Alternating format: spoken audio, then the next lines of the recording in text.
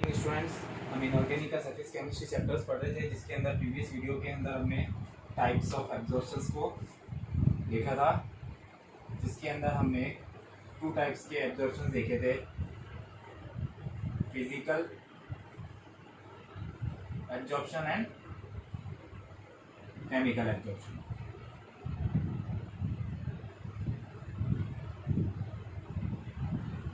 Physical absorption को हमने क्या नाम दिया था? फिजियोसॉर्प्शन, फिजियोसॉर्प्शन एंड कीमोसॉर्प्शन, केमिसॉर्प्शन। इसके अंदर वॉन्डरवाल फोर्सेस से, इसके अंदर केमिकल बॉन्डिंग से। अब हमें देखना है कि फिजिकल एब्जॉर्प्शंस की characteristics, that means characteristics of physical absorption. अब हम हमारा टॉपिक स्टार्ट करते हैं, characteristics of physical absorptions. Characteristics of physical absorptions. अब फिजिकल एब्जॉर्प्शंस के कैरेक्टरिस्टिक्स, जैसा कि मैंने आपको फिजिकल एब्जॉर्प्शंस पढ़ाया था उसी टाइम का था। फिजिकल एब्जॉर्प्शंस में क्या होगा, स्टार्टिंग यानी लो टेम्परेचर पे स्टार्ट हो जाएंगी।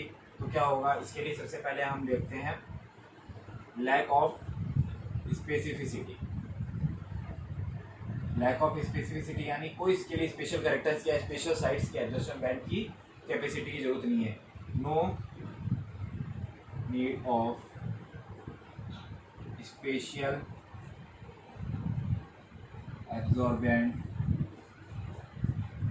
for the process of adsorption। Reason क्या होगा? Because this absorption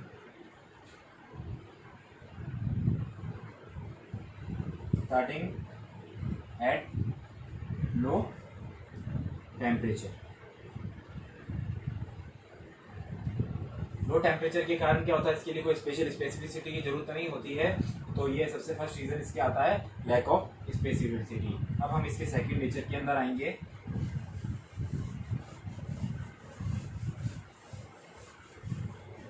second point हम स्टार्ट करेंगे इसका रिवर्सिबल नेचर। रिवर्सिबल नेचर यानी अगर हमने इसके लिए कोई भी, जैसे गैस और सॉलिड, यानी इसके अंदर क्या होगा, हमारा जो गैस है वो कौन सी हो जाएगी, एब्जॉर्बेट, और ये एब्जॉर्बेंट। तो सॉलिड और गैस जब प्रोडक्ट में कन्वर्ट अगर गैस सॉलिड के अंदर हो रहे हैं, तो ये वापस से, इसके लिए हम साइन क्या लगाएंगे कि ये वापस से रिवर्सिबल कंडीशंस में चेंज हो सकता है। यानी जो हमारा प्रोडक्ट बनेगा वो वापस रिएक्टेंट में भी कन्वर्ट हो सकता है, और जो रिएक्टेंट है वो प्रोडक्ट में भी कन्वर्ट हो सकता है। रीजन क्या है, जब गैस और सॉलिड का हम एब्जॉर्प्शन कराते हैं तो इसके अंदर क्या होती है, हीट रिलीज होती है। यानी हीट रिलीज होगी तो ये हमारा कौन सा प्रोसेस कहलाएगा, एक्सोथर्मिक। यानी कोई भी प्रोसेस हम जब करेंगे, यानी एब्जॉर्प्शन जब रिवर्सिबल फिजिकल एब्जॉर्प्शन जब कंप्लीट होगा, तो फिजिकल एब्जॉर्प्शन के अंदर क्या होगा, हीट रिलीज होगी, जिसके कारण ये क्या हो जाता है, एक्सोथर्मिक प्रोसेस होगा, और जो गैस सॉलिड है वो इजीली आपस में इंटरचेंज हो जाते हैं, इसलिए रिवर्सिबल नेचर होता है। अब हम देखते हैं हमारा next point, nature of absorbent. Third आता है nature of absorbent. Nature of absorbent में यानी एब्जॉर्बेट कौन सा हो जाएगा, जो हमारा जिसके ऊपर एब्जॉर्प्शन का प्रोसेस कंप्लीट हो रहा है, या जो एब्जॉर्प्शन के अंदर पार्ट ले रहा है वो पार्ट कहलाता है हमारा एब्जॉर्बेट।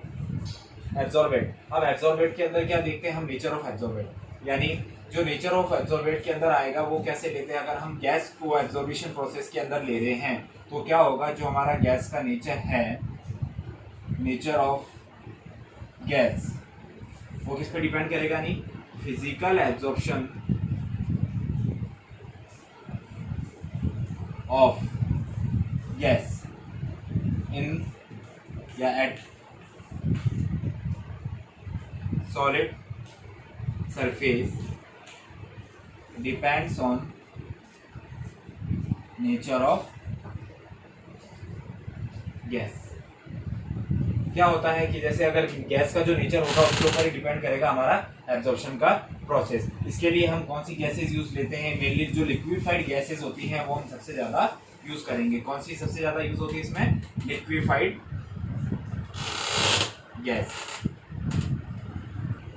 अब हम देखेंगे लिक्विफाइड गैस कौन सी होती है। जैसे जो लिक्विफाइड गैसेज होंगी उनका जो क्रिटिकल टेम्परेचर है वो सबसे हाई होगा, यानी those gases which have high critical temperature. High critical temperature होगा तो जो उनका वान डेर वाल्स फोर्सेज हैं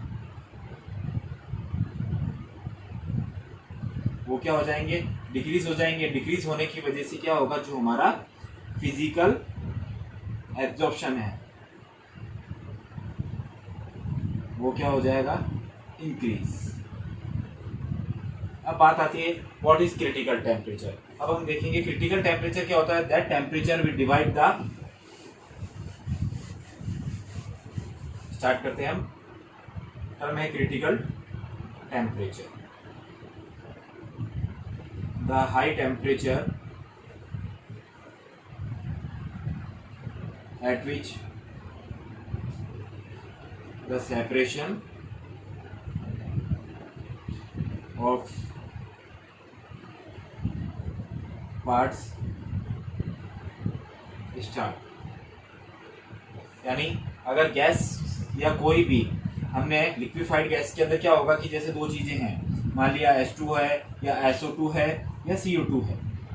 अब SO2 का जो क्रिटिकल टेम्परेचर होता है वो होता है 630, और जैसे मीथेन गैस है, मीथेन गैस का हो जाएगा अप्रोक्सीमेट 320 केल्विन, और इसका होता है 630 केल्विन। यानी जो SO2 गैस है उसका क्रिटिकल टेम्परेचर सबसे ज्यादा होता है, तो जो एब्जॉर्प्शन का प्रोसेस होगा, यानी जो हमारा इजीली एब्जॉर्प्शन होगा सबसे ज्यादा, वो किसका होगा, फिजिकल एब्जॉर्प्शन SO2 का। अब क्रिटिकल टेम्परेचर क्या करेगा, जिसमें से सल्फर और ऑक्सीजन आपस में सेपरेट होने लग जाती है, वो टेम्परेचर कहलाता है क्रिटिकल टेम्परेचर। ये था नेचर ऑफ एब्जॉर्बेट। अब हम देखेंगे हमारा next point, surface area of absorbate, sorry surface area of absorbent. Fourth आता है सरफेस एरिया ऑफ एब्जॉर्बेंट, यानी जिस surface area of absorbent, absorbent क्या होगा, where the process of absorption is done. यानी ये सरफेस एरिया एब्जॉर्बेंट का जितना अधिक होगा या जितना हाई होगा उतना ही ज्यादा क्या होगा, हमारा एब्जॉर्प्शन प्रोसेस ज्यादा इजीली या अच्छे से होगा, कंप्लीट इजीली होगा। तो हम क्या कह सकते हैं, the surface area of absorbent is directly proportional to the area, directly proportional to the absorption। यानी सरफेस एरिया ज्यादा होगा तो हमारा एब्जॉर्प्शन का प्रोसेस भी ज्यादा होगा, इसलिए हम कहते हैं सरफेस एरिया ऑफ एब्जॉर्प्शन। यानी जैसे जो सॉलिड अगर हमारा एब्जॉर्बेंट है तो इसका क्या होगा, सरफेस एरिया सॉलिड का ज्यादा होगा, जिसके ऊपर जो भी हमारा एब्जॉर्बेट आएगा वो इजीली आके क्या हो जाएगा, एब्जॉर्प्शन की प्रोसेस कंप्लीट करेगा, जिसकी वजह से सरफेस एरिया ऑफ एब्जॉर्बेंट के ऊपर भी हमारा जो फिजिकल एब्जॉर्प्शन है वो डिपेंड करता है। अब हमारा इसका लास्ट पॉइंट बचता है एंथैल्पी ऑफ एब्जॉर्प्शन। एंथैल्पी यानी हीट की फॉर्म को ही हम क्या बोलेंगे, enthalpy of absorption.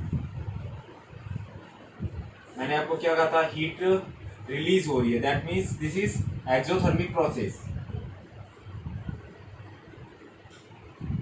Exothermic process, but enthalpy decreases. यानी जो हीट है वो तो इसमें रिलीज हो रही है, लेकिन इसके अंदर जो एंथैल्पी की वैल्यू है वो डिक्रीज होगी। रीजन क्या है, because due to weak van der Waals forces between gas solid molecules। इसकी एंथैल्पी क्या होगी, 20 to 40 किलो जूल पर मोल। यानी जो हमें हीट तो इसके अंदर रिलीज हो रही है, क्या हुआ था जिस रिवर्सिबल प्रोसेस में हीट रिलीज हो रही थी, बट जिसके कारण हमने इसको क्या कहा था exothermic process, but enthalpy decrease होगी। रीजन क्या है, उसके अंदर जो वीक वंडरवाल फोर्सेज है, किसके बीच में, जो गैस के मॉलिक्यूल्स उनके बीच में है, जो अट्रैक्शन होता है वो वीक वंडरवाल फोर्सेज की वजह से होता है, जिसकी वजह से इसकी एंथैल्पी डिक्रीज होती है। तो ये पांचों पॉइंट्स किसके थे हमारे फिजिकल एब्जॉर्प्शन के अंदर। अब हम देखते हैं केमिकल, हमारा सेकेंड पॉइंट आता है केमिकल एब्जॉर्प्शन। जो सेकेंड टाइप है हमारा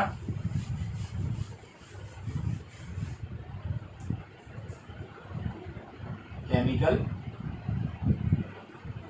एडजॉर्प्शन। केमिकल एडजॉर्प्शन को हमने सेकंड क्या कहा था, केमिजॉर्प्शन।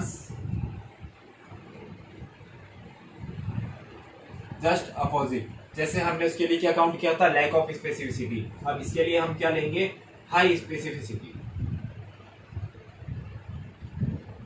हाई स्पेसिफिसिटी क्यों होगी, क्योंकि इसके लिए क्या चाहिए, हमें हाई टेम्परेचर चाहिए।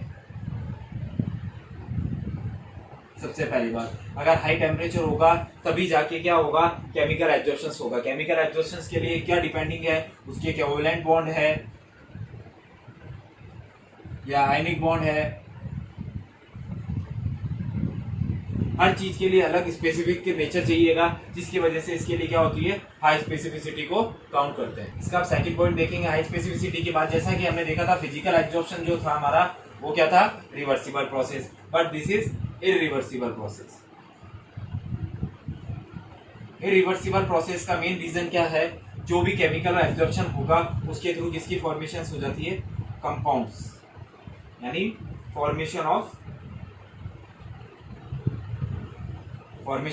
कंपाउंड्स होगी, जिसकी वजह से क्या होगा, जैसे अगर H2 प्लस O2 अगर इन दोनों की रिएक्शंस होगी तो किसकी फॉर्मेशन हो रही है, H2 होगी। H2O क्या हो गया, एक कंपाउंड हो गया। या कोई भी ऑक्साइड है किसी मेटल के ऊपर बना रहा है तो क्या कराएगा, वो फेरिक ऑक्साइड, यानी उसके ऊपर क्या बना गया, ऑक्साइड फॉर्मेशन हो गई। ऑक्साइड फॉर्मेशन होने की वजह से क्या करेगा, वो एक कंपाउंड की प्रिपरेशन कर देगा। कंपाउंड की प्रिपरेशन होने की वजह से क्या प्रोसेस कहलाता है, इरिवर्सिबल प्रोसेस कहलाता है। इरिवर्सिबल प्रोसेस है, लेकिन इसके अंदर भी क्या होता है, some quantity of heat is also release. Due to the release of heat this is also called exothermic process. तो क्या था, ये भी जो होगा केमिकल एब्जॉर्प्शन, वो भी हमारा इरिवर्सिबल प्रोसेस होगा। इरिवर्सिबल प्रोसेस होने का मेन रीजन है क्योंकि इसके अंदर किसी भी कंपाउंड की प्रिपरेशंस होती है, तो इसलिए ये इरिवर्सिबल प्रोसेस होता है। अब थर्ड पॉइंट आता है हमारा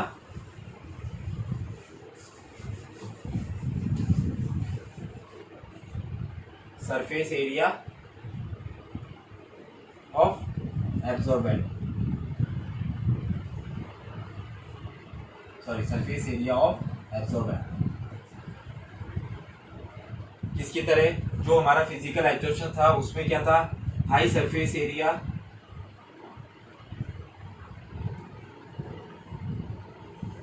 जरूरी था, ऐसा ही सरफेस एरिया हमारे केमिकल एब्जॉर्प्शन के लिए भी जरूरी होता है। इसके अंदर भी हमें हाई सरफेस एरिया की ही जरूरत पड़ती है। सरफेस एरिया जितना ज्यादा होगा एब्जॉर्प्शन का प्रोसेस उतना ही ज्यादा और उतना ही इजीली होता है। इसीलिए हम क्या करते हैं, हर दोनों टाइप्स की जो एब्जॉर्प्शंस हैं उसके अंदर हमें हाई सरफेस एरिया की जरूरत होती है। अब थर्ड पॉइंट हमारा लास्ट, इसका फोर्थ पॉइंट आता है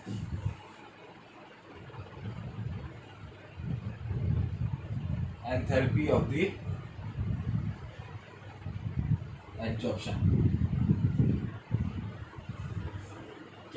जो फिजिकल एब्जॉर्प्शन था उसके अंदर हमने क्या देखा था कि जो इसकी एंथैल्पी थी वो क्या थी, low, but in chemical absorption enthalpy is high, approx 80 to 100 kilo joule per mole. Reason क्या होगा, बिकॉज बॉन्डिंग ऑफ स्ट्रॉन्ग या strong bonding is present. Due to this easily bonds break नहीं होंगे, जिसकी वजह से इसकी एंथैल्पी क्या रहेगी, हाई रहेगी। This is the enthalpy of the absorption. Difference between physical and chemical absorption, ये कैरेक्टरिस्टिक्स कंप्लीट थे। अब हम देखते हैं differences between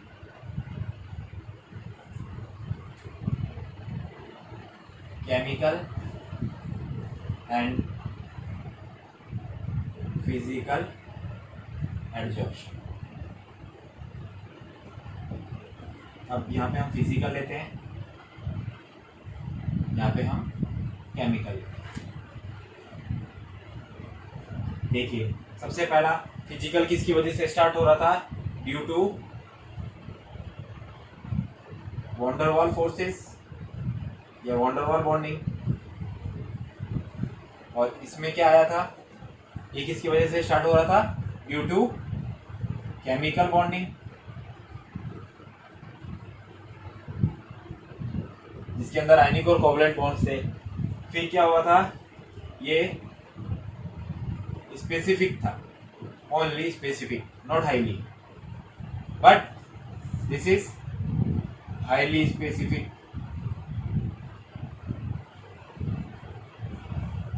इस प्रोसेस में क्या हो रहा था हमारा? Reversible process, but this is irreversible process.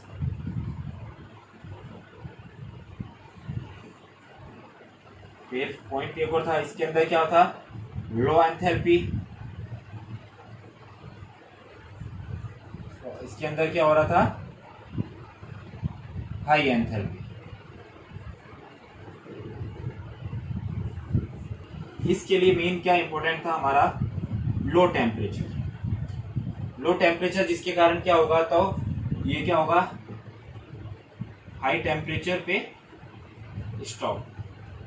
यानी जैसे जैसे टेम्परेचर इंक्रीज होगा हमारा फिजिकल एडजॉर्प्शन डिक्रीज होता जाएगा। बट इसके लिए क्या चाहिए हमें?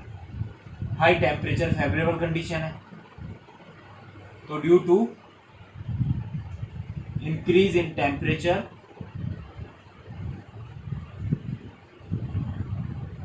Absorption increases. यानी इसके लिए हाई टेम्परेचर की जरूरत थी, जिसके लिए इसके लिए हाई टेम्परेचर फेवरेबल कंडीशन होगा। इसके लिए लो टेम्परेचर चाहिए, तो हाई टेम्परेचर जब भी होगा तो फिजिकल एब्जॉर्प्शन उसके अंदर स्टॉप होता जाएगा। क्योंकि मैंने आपको पढ़ाया, जब भी बताया था फिजिकल और केमिकल एब्जॉर्प्शन सिमुल्टेनियसली साथ में चलते हैं। अगर टेम्परेचर इंक्रीज होता जाएगा तो फिजिकल एब्जॉर्प्शन बंद होता जाएगा और केमिकल एब्जॉर्प्शन स्टार्ट हो जाएगा। तो ये हमारा difference between chemical and physical absorption process complete होता है।